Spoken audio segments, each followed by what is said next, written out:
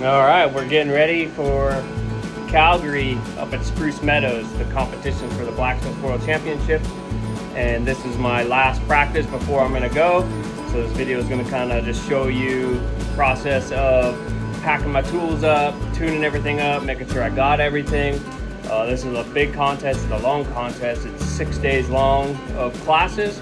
So there's a lot that you have to kind of be mindful of and make sure you have everything and don't forget something. There's a tool forward class, plain stamp shoeing class. You know, there's a lot of different tools, and then there's the pool of shoes class. So there's 6 different shoes. So there's tooling that goes along with each shoe, and you're probably not even going to use, well, you're not going to use 4 of the tooling. You're only going to end up using 2. So today, what I'm going to start off by doing is there's the Concave class. So that's another one. So they're all egg bars. There's a class of 4 shoes. Pair of fronts, pair of hind egg bars with stud holes, 3 stud holes in each shoe. So right now, what I'm working on is I'm going to be making some more, just some concave egg bars, just to have it in the brain, be fresh on it, and go from there. So I'll show you kind of how I'm going to set this up. So this egg bar class, basically what I'm going to do, these are 16 inches of 3/8, 7/8.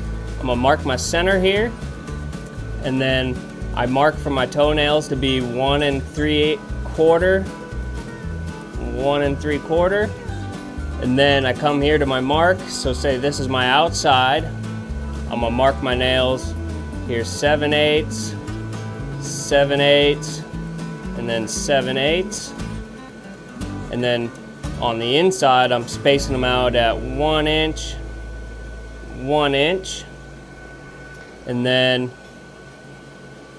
oh, see, I already messed up. So we gotta go, here's our 1 3/4 mark. And then we go 1 inch, 1 inch. So this one here is a disregard, and so is this one. And then, so you take your center punch here. I'll mark my center. This is my outside, so I'm gonna mark that there. And then you take your punch,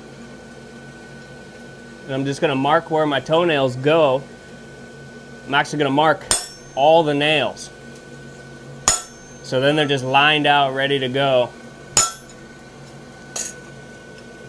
So now we'll come to the outside. This is why I put the marks there, measured them out.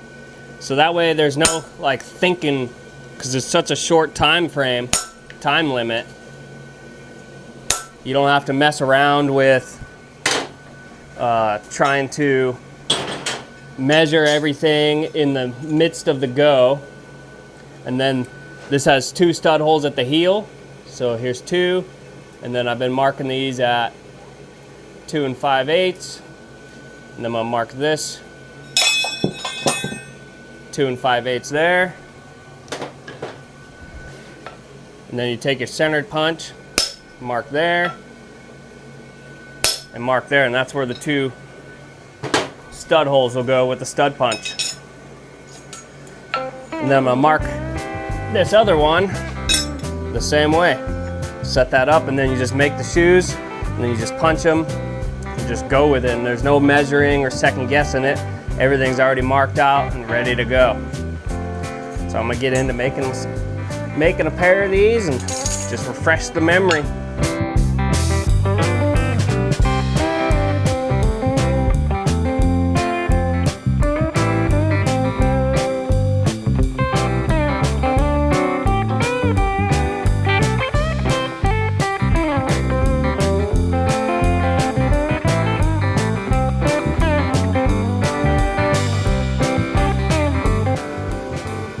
There we go. Pair of fronts, whipped out. 25 minutes. I just did time lapse just to get on with it, go through it. Big thing I know they're going to be scoring on is that they want to see daylight through all the stud holes. And thankfully we got them there. So just going to keep on rocking on through the day, getting packed up, and I'll kind of tune you guys in on whenever I do the next thing. So next I'm gonna make a pair of Heims for the concave egg bars and just keep on rocking.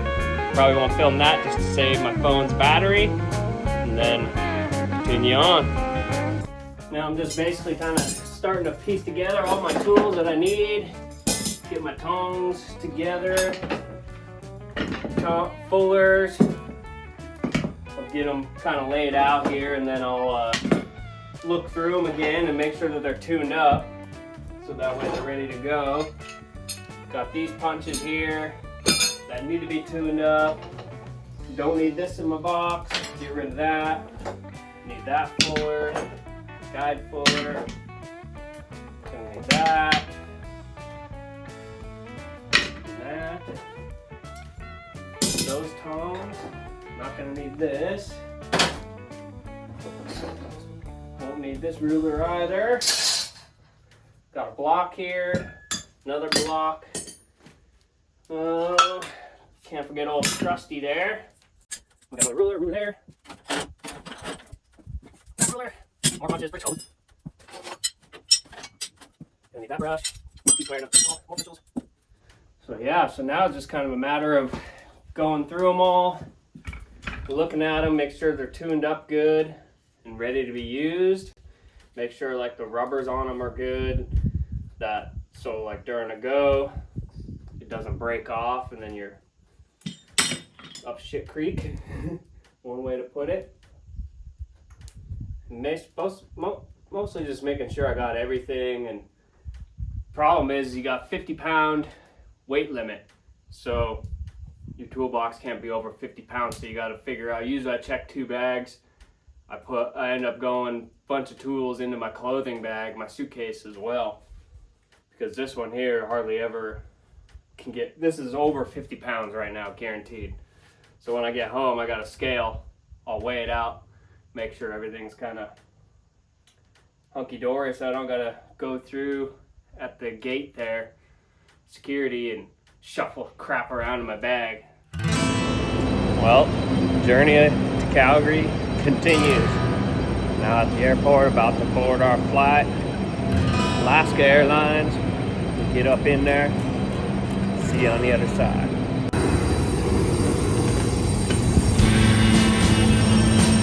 Trucking on, trucking on.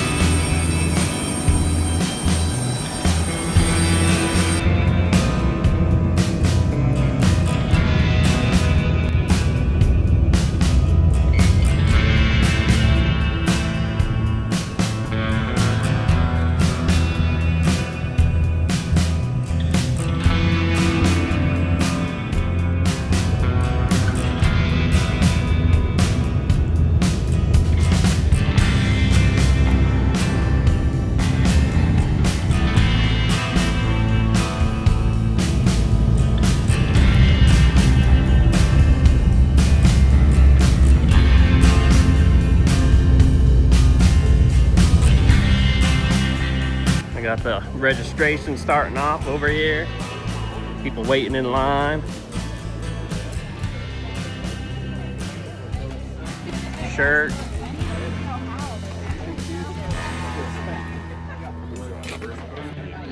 Oh, they got these wicked jackets. These must be top 10. Yeah, those are cool. Those are really cool.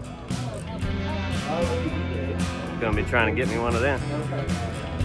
Apparently that wasn't registration. That was where you can buy tools and stuff. We'll go to registration now. This is registration. This is the line. We'll get up in here.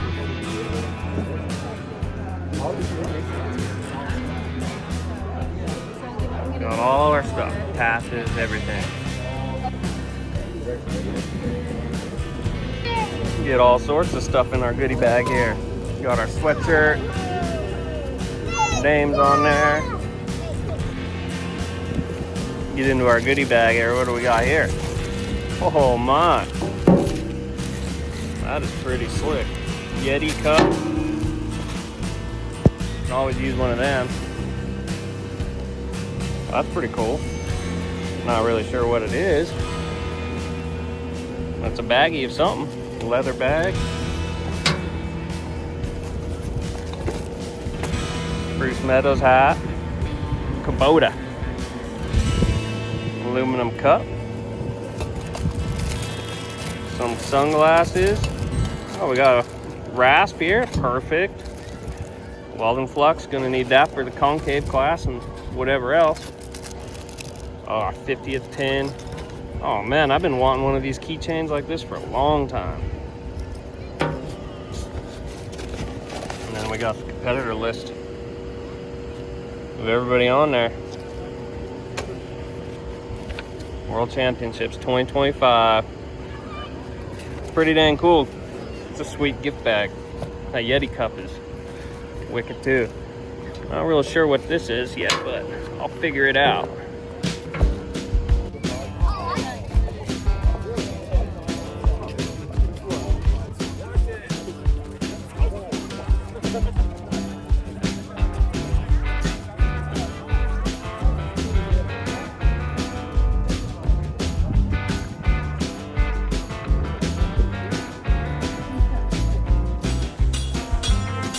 Let's get into it right away.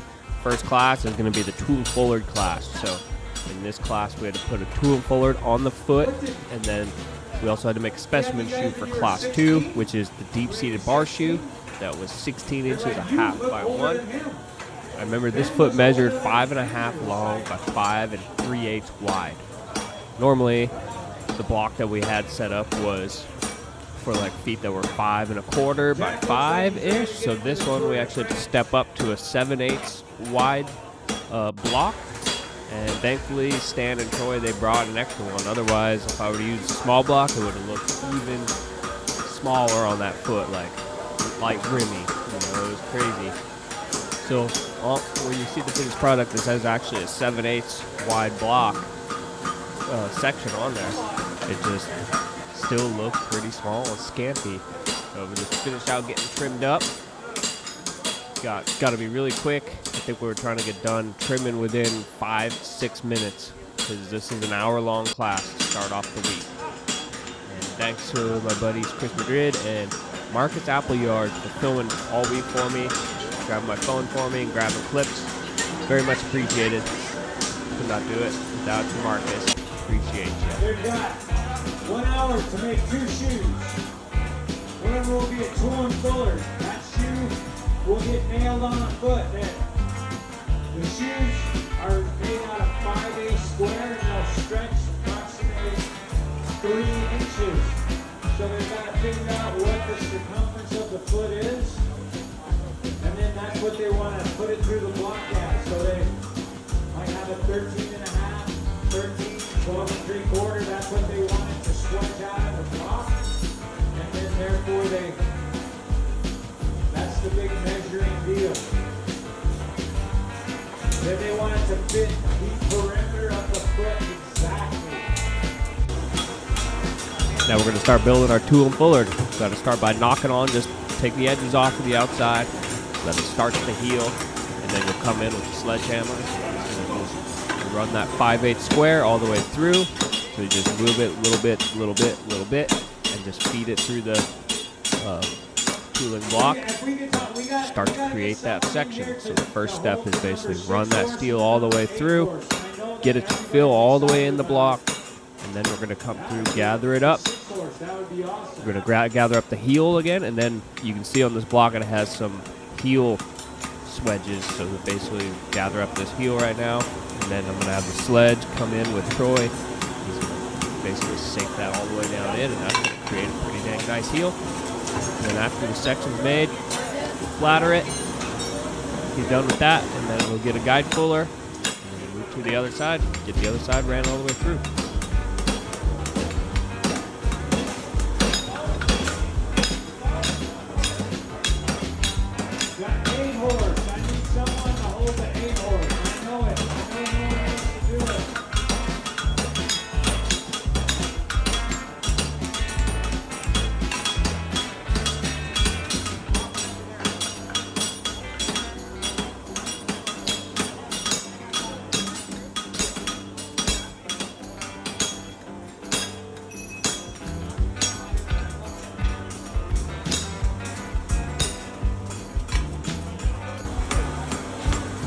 Now we're starting to work on that deep-seated bar shoe. First thing you got to do is knock that deep-seated in. This was a hammer finish shoe, so you're not allowed to cut out that deep seating. It had to be put in with a hammer. You couldn't use a block to put it in also. So you start, first thing you want to do is at least knock that edge off, get that deep-seated start. And then now I'm just hemming it up a little bit and getting it ready to be fuller. Now we're going to turn that toe, get that toe lined out, and then we'll fuller the toe in this heat as well.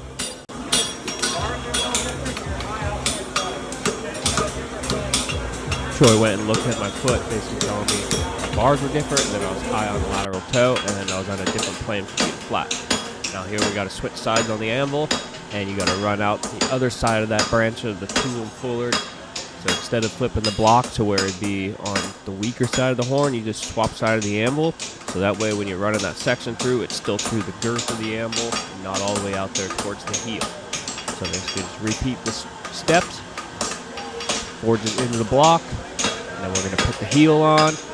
That thing actually saves so much time because otherwise you'd be rasping the heck out of to make a nice puncher heel. The only thing is you just got to make sure you come right up to your measurement, not over or not under. So if you're over, you are rasping all that off when you go to fit it up on the foot. And that is the worst thing you got to do with tool and fuller, especially in an hour-long class. You could either save yourself 5 minutes or you could kill yourself in 5 minutes if you're come up long. So this is the important part. Make sure you're in the straight. You come to the length that you need in order to fit that foot. And in this case, I needed to be 13.5 inches in order to not be too long. And I think we ended up being like 13 5/8 long in the straight. So I actually had to, first trip, I had about an 1/8 inch on each side that I had to rasp off, which was a little too much. So here we're guide fuller in the section, and then it'll get ready for a splitter pass. Go through with a fuller and knock it in cold, so that way the next heat will just be turning the toe, turning the branch, fullering it, punching it, and pritchling it all in the next heat. Just try to be quick. So here's the splitter. I'm going to just split it down cold, just at least get it drove in just a little bit, so that way it'll be ready for my really slim fuller on the next pass, next heat, and just split it open.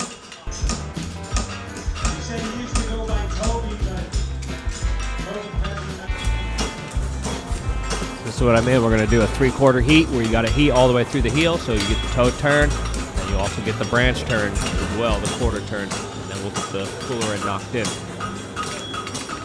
Working with tool and fuller is basically the same as working with concave. You got to be really delicate with it on the horn. You don't want to pinch that section up anyway, and you can actually bugger up the heel a little bit by forging on it when you come around the horn. So you just got to be nice and tender and gentle with this section as you're forging it and shaping it around. You want to try not to forge it too much. You just mostly want to shape it. Just be nice and linear with it.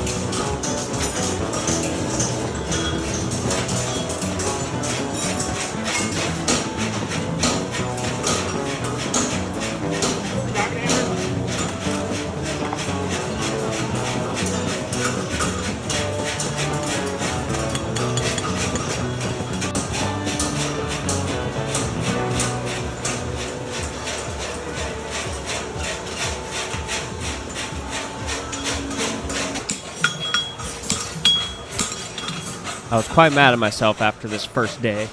This actually ended up being one of the worst bar shoes that I had made throughout all my practice, so I'm not too happy with that. It ended up 40th on the day, so real shameful that I made such a pitiful bar shoe. But you learn from it, prepare for it for the next one, whether you want to work on this shoe or just the first class of the contest for next year at the World Championships. So my Tool and Fullard, that shoeing ended up 17th on the day, so 17 and a 14, that put me at like 30 something. So on the podcast we did, I wanted to come out the gates hot, have a good first day. Well, I did the exact opposite of that, unfortunately. Kind of screwed myself. Ended up coming out 30th or whatever, so things to work on for next year.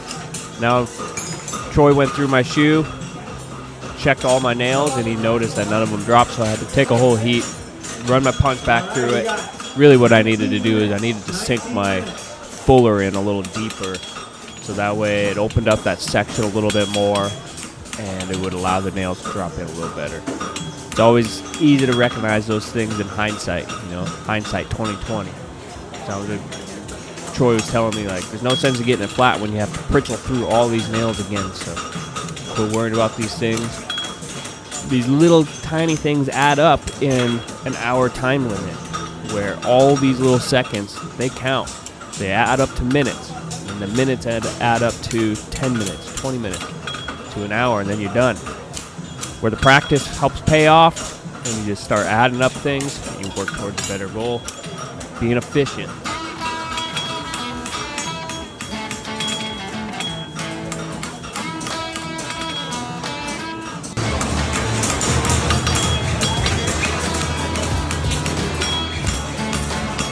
Now we got 14 and a half minutes. 14 and a half minutes.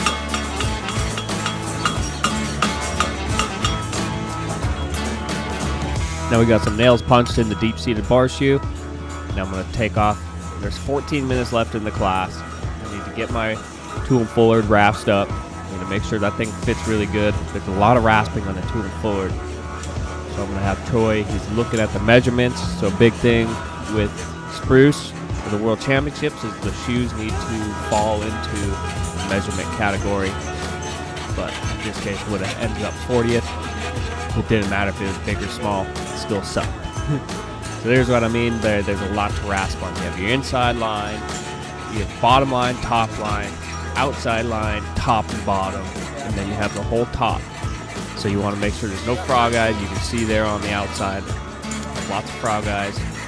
Kind of hard to video somebody rasping up a shoe, but Marcus tried his best. I appreciate him for doing that. So I'm just coming in with a half round and just trying to. You're looking at the relation from the inner rim to the outer or the inner rim of the fuller end. You want that to be the same all the way around, and then your outside line, that needs to be just a little stronger than the inside line. So when you're rasping up Tool and Fullard, I think the same goes for Concave. That's what you're looking for when you're rasping up a shoe with that many lines in it.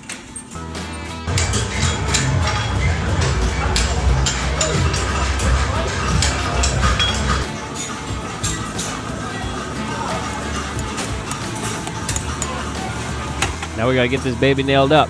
Kind of got pushed to the back of the judging, so now I think I only had 2.5 minutes to get nailed up and clinched up. So I'm trying to do this as quick as I possibly can. And of course, actually, you'll see in a little bit, just gives me a little grief, but keep pushing on. Don't give up. Don't get flustered. Just stay calm. As much as you want to get mad, it's easy to do. A little bit of panic, you can see it in my body movement, but keep on going. Keep on going. Troy. 2 minutes. 2 minutes. With there being 2 minutes left, that means I get to 1 minute for each side when I'm clinching up. You think I can do it?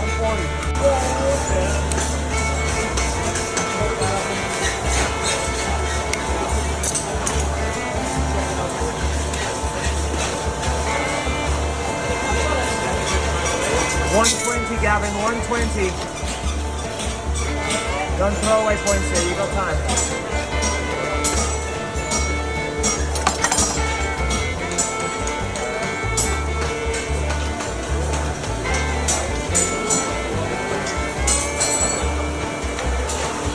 We got 1 minute. 1 minute.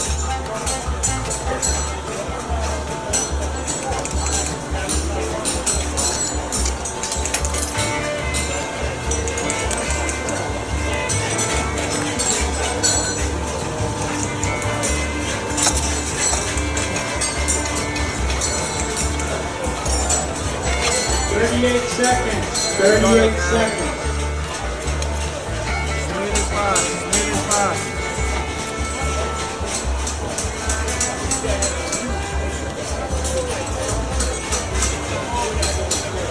20 seconds. 22 seconds.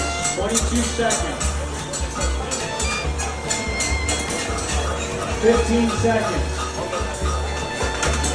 I'll count you down. Here we go. 10, 9, 8, 7, 6, 5, 4, 3, 2, 1. Time is up, you guys. Time is up. And there we have it. There's the finished product. Not much you can expect from a 2-minute long clinching. Then we have Matt Fargo. It's kind of funny. Now we're rolling into the speed forging class. This is where we had to make the concave egg bars, where you made the pair of fronts and the pair of hinds. So the fronts were 16 inches of 3/8 7/8, and the hinds were 15.5 inches of 3/8 3/4 concave. Both sets were quarter clipped, and they had 3 stud holes in them. So 2 stud holes behind the heels, and then you had 1 in the lateral right behind the clip. And then they all had safe toes as well. This is a quick class, and kind of like at the beginning of the video where you see me just do one last practice go, this is something that I learned in retrospect, or in hindsight, that the thing I should have did was run this practice go more times than I did. I only did twice, and that was not enough. You need to do this class in order to be fully prepared. You need to practice this many times just to have your system fluid, however you want to say that, so you can be as most efficient as possible. Because when there's only 50 minutes in the class, there's no room for errors or taking an extra heat or something like that. Like, you have to be Johnny on the spot. That's one thing that I learned in hindsight on what I needed to do better for next year is practice the goes at home in time. Mentally, I had a hard time bringing myself to spending $30 in concave for practice shoes. I'm never going to nail these concave egg bars on any horse, so it was kind of a block in my head that I don't want to practice these shoes because I'm just wasting money. But it is what it is. You know, if you want to achieve your goals, you have to put that out of your mind. You just got to do it. You know, just practice it. Like, whoop-de-doo if you're not going to use those shoes on any of your horses in your business. Practice, and that'll help you achieve your goal. Because 75 grand, if you win the world championship, it's going to pay for all that concave they practice for anyways. So, one of those things. So, that's what I learned from this class, because I needed to run more practice goes at home. They're making 4 shoes. 2 of them will be fronts. They're basically shoeing the whole horse. They're making a full set of shoes. And they're putting the egg bar, the reason they're called egg bars is because they look like eggs. The hind shoes have more of a teardrop in the toe, and the front shoes have more of a teardrop in the back of them. They're doing what they call stud punching. They're putting a round hole in 3 spots on the shoes. That's where they'll thread in a stud. And they put different size studs. Studs are the same equivalent as cleats are to human shoes. So, when they're on soft substrate or grass or anything slippery, the studs keep them from slipping, and that gives them confidence. If a person or a horse slips on them, they quit on you. Like when you walk on ice, you quit because the stride doesn't get as long. And so they keep the studs on there so that they can keep the horse confident with a long stride.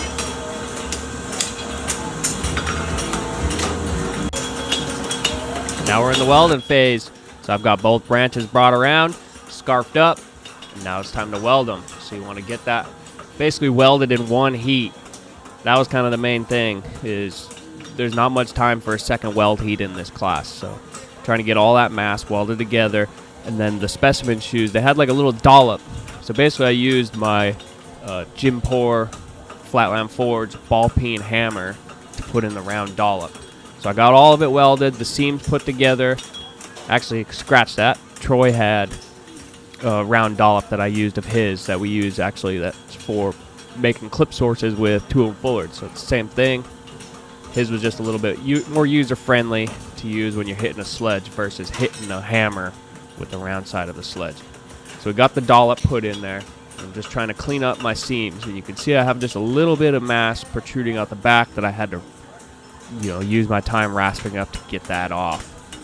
And then Troy's getting the next one ready to be in there for its weld and get it welded. So you have to get your brain and your body.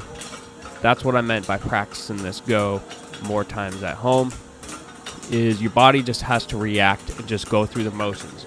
There's not enough time in this class to be thinking about the steps. So your brain's already trained and knowing, boom, boom, boom. These are the steps that you have to get it done. Now you don't have to think about it. So your body is just reacting to all the moves and getting it done. There is. The question was, is there any women farriers competing? We did. We had someone go in the third go-around. But they win. And there's lots of women farriers. Women farriers very, very, very more common and more. We're going to bob punch our clips. So this has quarter clips. So there's 2 clips. So in order to be efficient, you got to bob punch both in this heat and get them both drawn out. But I'll also let you listen to Craig's story about horseshoes and the devil. He puts the shoes on hot and he runs the nails in the quick. And so the devil gets down the road a little ways and is in excruciating pain. He can't hardly walk. He's in pain, so he limps on back in the blacksmith shop. And he's just begging the blacksmith to take the shoes off. And the blacksmith agreed to take the shoes off if he never comes to the house of the blacksmith. So anytime the devil sees a horseshoe over the threshold of the door, he assumes it's the blacksmith shop and won't go in. So if you're a good person, you hold a horseshoe like this so it catches the luck. If you're a blacksmith, you can put it on there like this so all the luck runs out onto the people who go under the door. And if you're a really good person, you'll hang the shoe at a little bit of an angle so that you get some luck and luck runs on to others. That's fact. That's a fact. That's how it all went down. I was there.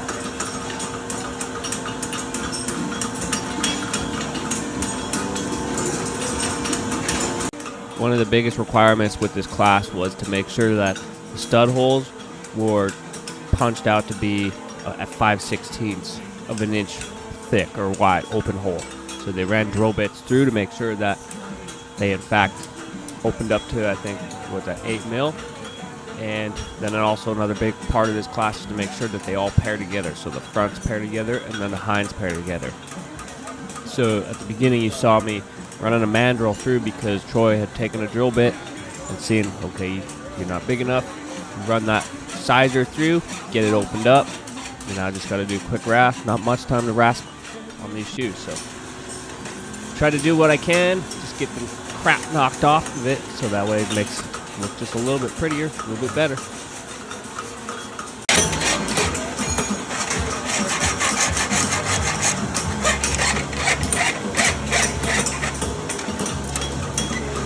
Putting on the horse are egg bars, and these are called bar shoes because they're a continual circle. There's things that are called straight bars, and obviously these are called egg bars because... And here's all the egg bars on the table. This is before the judges had looked at them and scored them, or they were just getting ready to start judging them. There's a lot of egg bars, so 50 competitors times 4, it's 200 shoes that they had to go through and judge. It took them a good while, but they got through it. Hans Meyer and Ian Ritchie judging the egg bar class. Now we're getting into the plain stamp with the masslet toe clip on a foot and the specimen shoe class. And when the specimen shoe in this class was Danish hind, so it had S-bend wedge and an S-bend caulk outside heel. Right now I'm bumping up the mastolet clip for my foot. I think I cut like 11 3/4 inches for this foot. So a lot of the practice leading up to this event, we done at Troy's, and Troy has a bunch of quarter horses from his friends. So this is right in the wheelhouse of what we had practiced. So you can see right here, it's just a normal 11 3/4 inch foot. It's pretty sweet to be able to get that drawn. Now we're just gonna go in and kind of, Troy went and looked at my trim to see what it needed. So now I'm gonna come in and I'm gonna try to fix those mistakes before we call the judge to come judge it. And I believe, if I remember right, I just had like a high spot on my lateral toe, and then this foot, actually, I remember before I pulled the shoe off, the inside heel was rolled off really hard, and I must have just grazed over it with my rasp, so it looked like I hit it. And man, it was a struggle to try and get that roll off that inside heel. So that was the biggest thing I had to try and fix, was there's a little bit of sole pressure there to get rid of, and then now that high spot on the inside, try to rasp flat. I was trying, so since that inside heel was rolled off already low, I'm trying to hit everywhere other than the end of that buttress on that inside to try and match the plane. I mean, thankfully there's enough depth here to be able to leave that and do it. So I'm trying to avoid everywhere but that heel buttress on the inside. Just hitting right in front of it.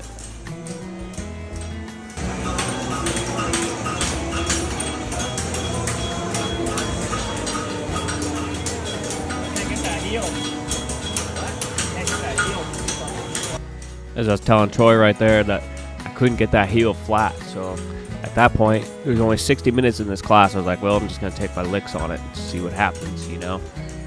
And it was frustrating because I was like, I don't want to take this foot too short. So you got to leave some foot there too. So just because it's rolled off doesn't mean you're going to get a 7 on the score. So make everything else look good, trim good. Now we're back at the anvil. And this is actually my shoe for the foot. So I'd done the mastolet bump in that first heat. Now we're doing a toe bump. And it was 11 3/4 inches. I think I used 7/8 sections, so 3/8 by 7/8 for this foot. So trying to get the section straight so you can bump up material to have material there into the toe. So when you turn it and then when you go to pull that clip, you have a little bit of material there if you have to rob into. Thankfully, like so for this class, the judges, they wanted to see a rolled toe on that mastolet section.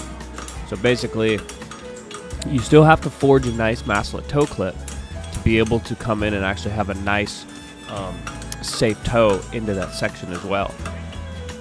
So you still want to have material there. Otherwise, if you just rob material and have the leading edges away, it's not going to look like an intentional mastolet clip. So you still have to have a nice, clean, crisp leading edge to be able to come in with a rasp and then safe up that edge to give it a safing appearance. So I'm just kind of going by what I have videoed on my phone, and right now we're going to be pulling the mastolet clip on the plate stamp shoe. So just like I talked about previously, when you get it bumped up, just have that material there so you can lean it over the edge of the anvil. Just trying to pull it down straight. Now you just draw it out like a clip. So you want to make sure that you start up at the leading edge, so that way you can pull that material all the way through that section and then get it through the clip. It also will start clean up that outer edge, that leading edge. And you can see how it pooches out a little bit and it needs to be forged back into the section. That also will help clean up that outer edge and the inner rim to give it a nice appearance of the mastolet toe clip. Let's go to the foot. Let's get that clip burned in. So first thing you want to do is you want to get that clip notched in, burned in. That's the first priority at this point. So you not necessarily worrying about the rest of the shoe and the rest of the foot. But right there, just off the first burn, you can see I'm making contact all the way around. So the shoe is in the ballpark of fitting, and the foot was actually really close to being flat. Therefore, the shoe was also pretty close to flat, which is something that I like to see when I go to the foot for the first time. When you get a clean burn like that, everything's kind of headed in the right direction. Then you're just going to be fine-tuning and making sure that that clip is set in, burned in all the way, and then you're going to be looking to see where it fits. In this case, I remember I was tight at the lateral toe, and I was full at the medial quarter. So I had to go through and open up that outside toe, and then I had to kick that inside in a little bit. And then my outside just wasn't the right shape of that foot, so we had to do a little cold banging to get it fit.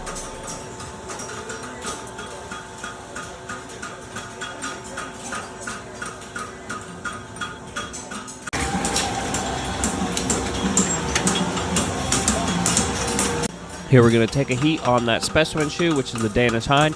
So in this case, this is going to be the medial branch.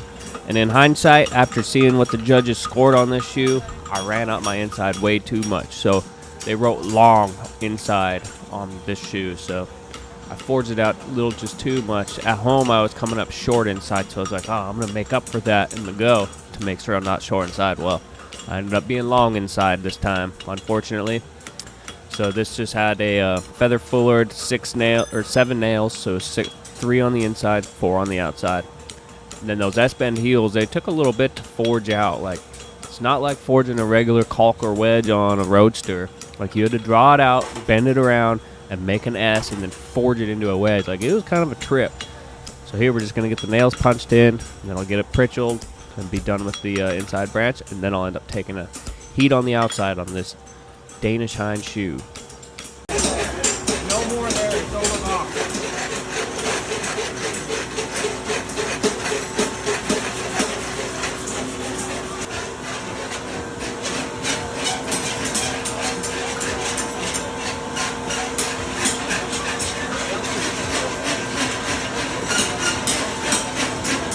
So after all that, basically what you saw was I sandboxed that shoe, sand it out, made it nice and clean, and then then we'll go through and we'll heat it up and then we'll do a final burn. So when I was looking at it on the foot, I was looking at it cold to make sure that anything didn't change or if there was any more rasping that I needed to do. And then you do a final burn. So you bring it up to color, blacken it, brush it, sizzle it on the foot just real quick, make sure everything's all good. And then after this, we had the judges look at it, score it. Now I'm going to be nailing it up. And to nail this shoe up, I'm using the Mustad Concave 4 nails. I love the gold finish and appearance that these nails leave in handmade shoes. Like, I think just the gold looks sick inside like a plain stamp shoe. So that's why I like to choose the concave nails. And this gold, it doesn't rust inside the foot. So you can get done with the shoeing cycle, and that zinc will still be on the nail, its shank itself, so it doesn't disappear. That's why I like these versus like a copper coated nail. So this is my nail of choice when I'm nailing up shoes, with concave nails.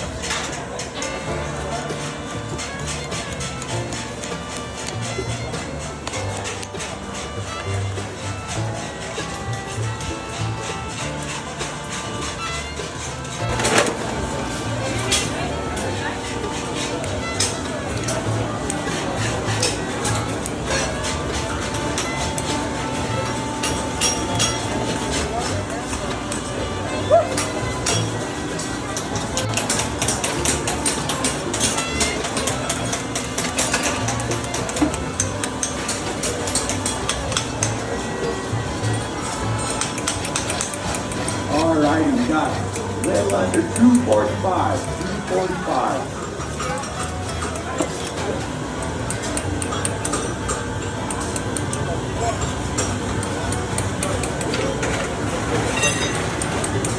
So right now what they're doing is they're nailing up. This is the all-important, this is the important part. This is the one that everyone's afraid of. And the way it's just going to sit outside, that's the best. There's no one better. And they're doing this in a fashion that is benefiting the horse carrying on afterwards. He's trying to leave it.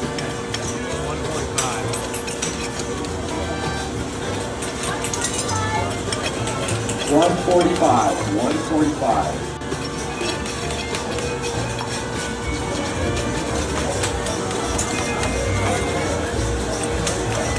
How's that other shoe, alright? Yeah, brush, nail drop, pretty flat. I'd like to get a little bit of refinement, but it's not far off. Walk that foot off.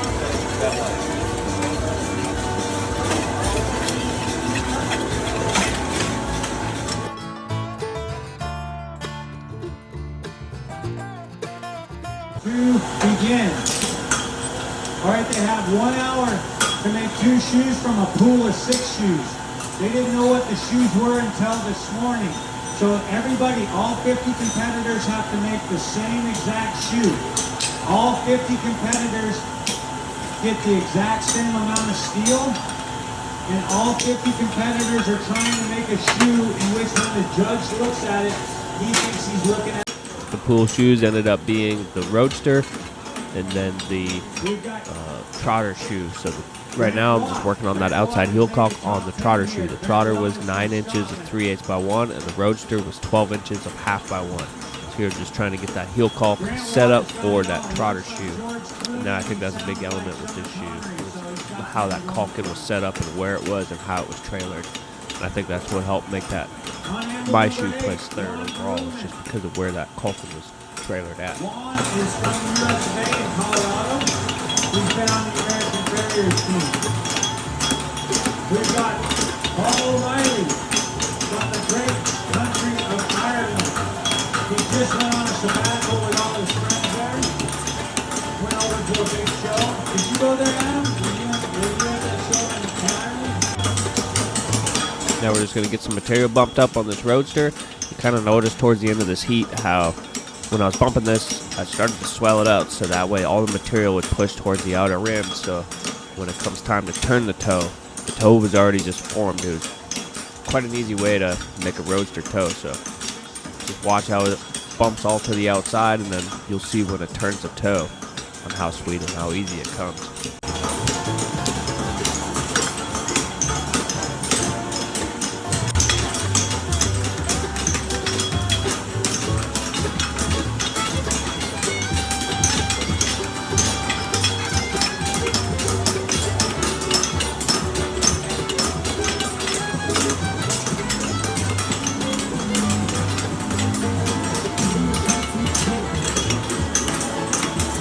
And this move right here was my least favorite thing to do on this Trotter shoe, where you had to draw it out on the ground surface to get that inner rim to blow out. And every time I couldn't help it.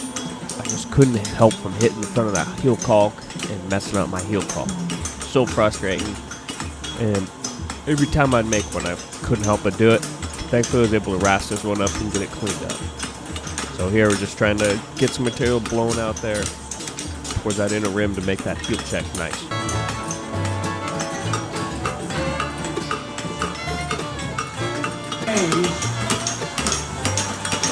He does a really cool podcast called 14 Grams. It's a human interest. It's on video synchronicities of the Blacksmith approach to the world. It's a really, really insightful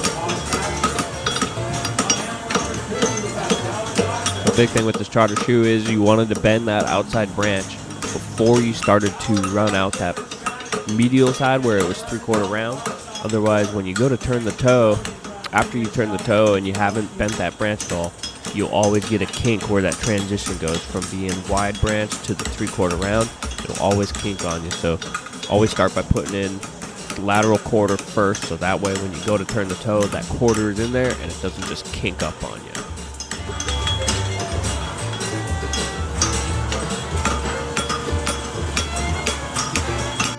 Now we're going to turn that toe in the Roadster. Just watch how easy it comes. Like all that material is just pushed out there toward the outer. And it's just quick and easy. Roadster toe is turned. And it didn't have to forge on it much at all. Sweet.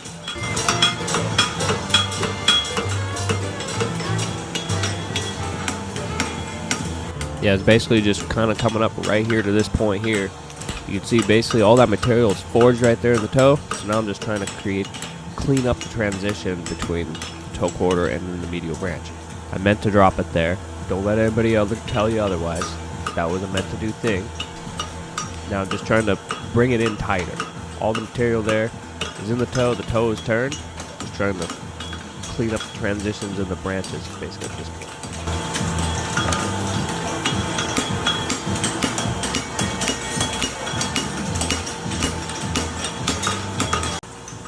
This is the part that took a lot of energy in this Trotter shoe, was you had to run out that end of the section that's going to be turned into 3/4 round.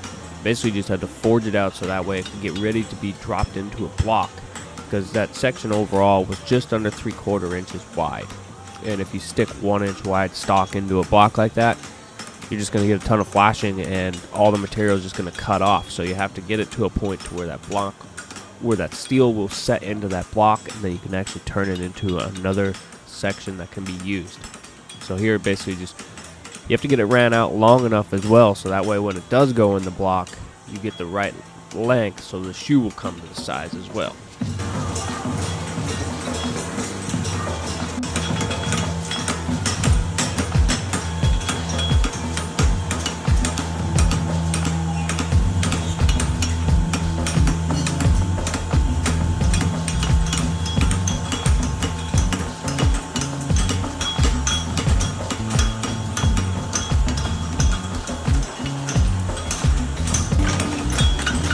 Now we got that ran out, made sure to get it glowing hot, and then now I'm going to start putting it in the block.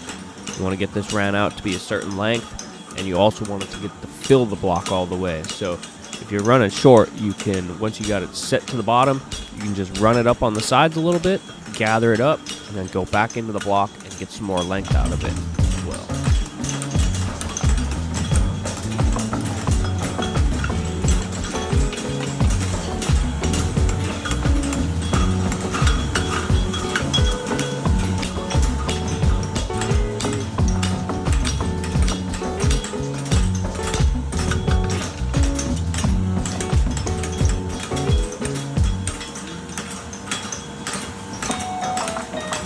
Now we're going to be building the wedge on the Roadster. So what you want to do is you just want to kind of knife up some material there to get some height on the end, so that way you can come over the edge of the anvil next, and set it down, and back it back up into itself. So here, got it ran up. Now you can set down some material for the wedge, lean it over the edge of the anvil, half face blow, and then run up the section. Get rid of that little block there. I remember this part was kind of awkward because right here, boom, I hit Dow Doctor in the butt and had to switch sides. So just to save myself from hitting him in the butt some more, I just switched to the other side and finished out my wedge. So you just hit at the base of it, so that way you can draw it up. You can almost draw it out like it's a clip. So just use the edge of your hammer to gain height. Hit on one side, hit on the other side, and just pinch it up. And then once you get height drawn to it, then you just tap it down, and you just repeat the steps back and forth.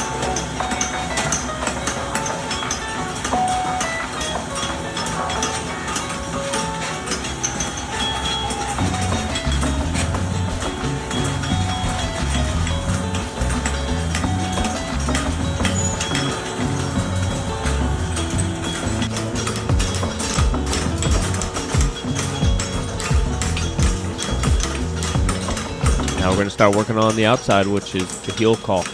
I mark my outside at 1 inch long when I mark my center dot on there, so that way I know how much to flip up. So I just do a half face blow over the anvil, right at where my center dot is, so then I know that's 1 inch, and then I flip it up. You just go by working top of the inside, bottom of the outside when building heel caulks. Try to get it set down, the base is established on it, so I can start forging it down, and I'm not going to lose any of that material. So Roadsters are ran up a little bit in front of the heel caulk, so it's tapered, but the shoe will sit flat because you have the height of the caulk and the wedge to level out that shoe. So I'm just trying to work it down. Pick up on your tongue hand when working on the outside of the heel caulk, so that way the heel check is flat on the anvil and you're not disturbing that when you go and hit it.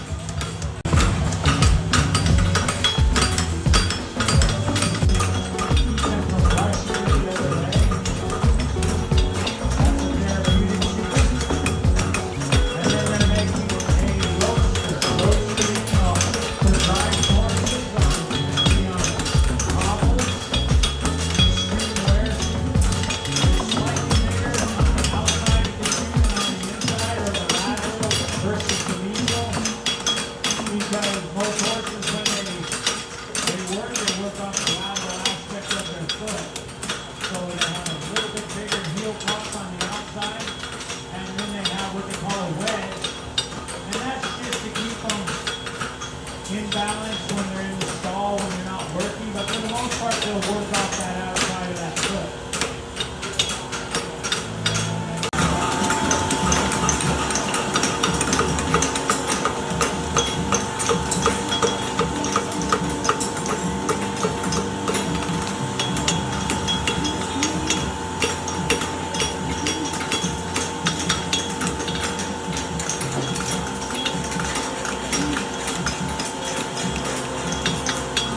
Now we're going to mark out the fullerene and the nails for the inside. So there was 4 nails. It was creased on the outside. This fit an E2 nail. And then on the inside, where the 3/4 round section is, that was just a plain stamp section. So I'm going to just mark my fullerene for this outside, and then I'll go and mark the plain stamp nails for the inside.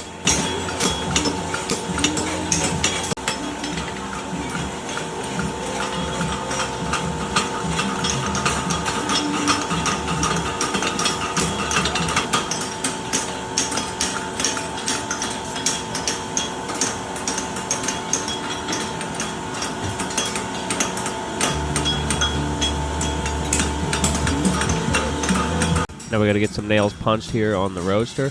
The handy thing was, so when you calipered from the center dot to the toenails, that was a certain measurement. Then once you marked your toenail, the caliper from the toenail to the heel nail was the same. So that was easy because then you got to keep one set of calipers with you.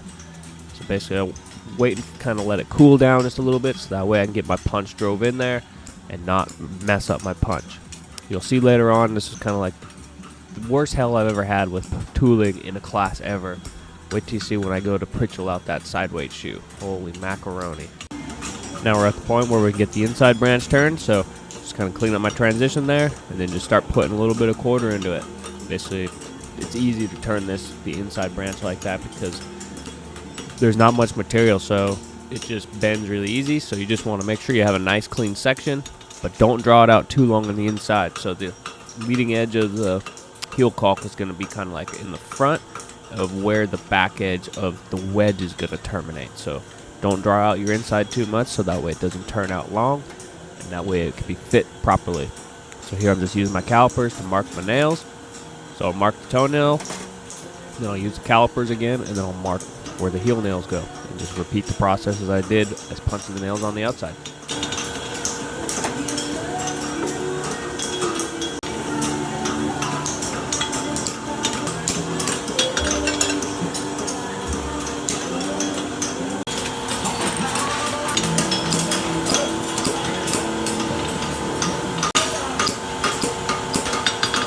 Now we got our nails punched. Just kind of looking to see how it measures. You can look, I have the marks on my ruler, so I marked beforehand the width of the sideway shoe and then the width of the roadster as well. And surprisingly, actually, these things measured up to be almost exactly the same. They actually could have been a pair. So it was easy for marks on the shoe or on my ruler. So I'm just trying to get it in the parameters of which that's supposed to be. And here we're about to get to the part that costed me a lot of time and frustration. So I'm going to get my pritchel set in. Boom. Broken. Sweet. Sweet. Broke. Love it. Now I'm going to try and knock it out. There you go. So I'm going to grab my back pritchel, get it out of there, because otherwise it can't roll on like that. So knock the broken end off. Grab another pritchel. Hopefully this one doesn't break for me. Boop. And broken. Pretty sweet. Love it. So with Spruce, they want you to kind of keep your toolboxes back away from the fences just to let people in and come in and watch. So my tools are way in the back, and I only brought up 2 pritchels. So run, Forrest, run. Better get to getting, boy. The action shot we won. The only thing that was going through my head right now was this is the last pritchel I had with me because I broke one the day before as well, and I hadn't fixed it and tuned it up. Just thinking, please God, you have one more hole to pritchel through, and we're good to go for the rest of this class. And thankfully, it didn't break. I think I had already pritcheled out my roadster, so that was all right. But man, oh man, that would have really screwed me if that last pritchel would have broke. Because then I would have had to try to pritchel it out with my back punch. And my back punch is so skinny, it would have broke guaranteed. Because yeah, now we're gonna bob punch our clip on the roadster. You just find where your center dot is on where you want to start your clip. It's getting too hot, don't want to make a mistake, so because you can rack it. Just a couple hits to get it started, and then just come over the edge of the anvil and just pooch a little bit of material out there. Just gonna lean my bob punch out a little bit. Now I can come in. I'm gonna back it up against the edge of the anvil and get that source started.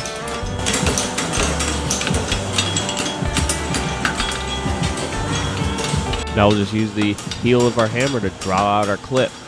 So I'm going to stay at the base, try to get the base established, Now I'm gonna work out the tip. So I'm just using the heel of my hammer and just gonna ride out the wave. Just ride the wave, baby.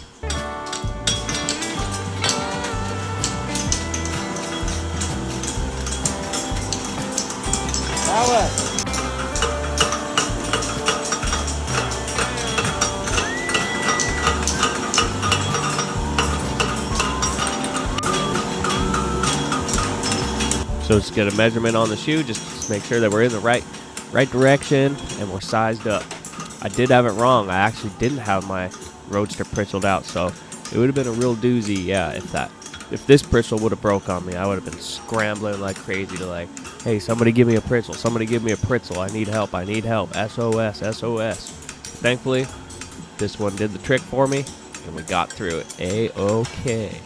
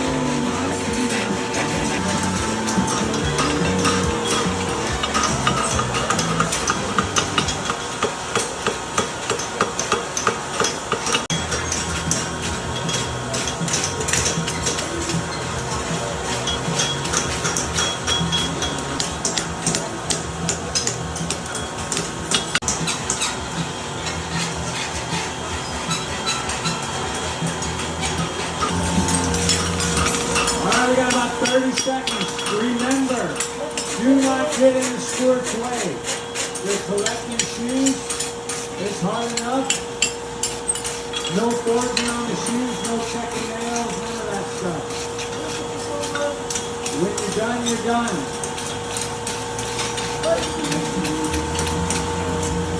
We got 10 seconds. 9, 8, 7, 6, 5, 4, 3, 2, 1. Time is up. Let's give him a big round of applause.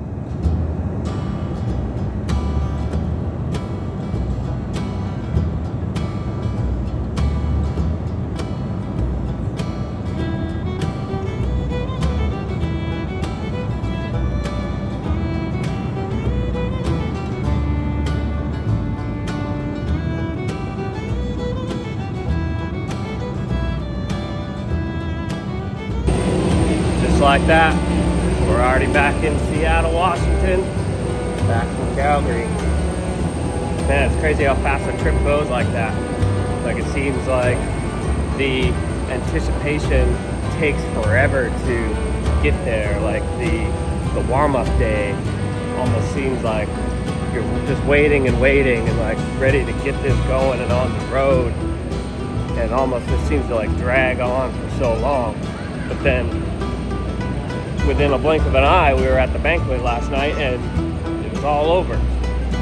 Pretty incredible to just kind of put that into perspective, and the journey leading up to that, the couple months of practice, hard work, the things that you learn from competing about yourself, and as what you take in for the trade as well is a whole big thing too.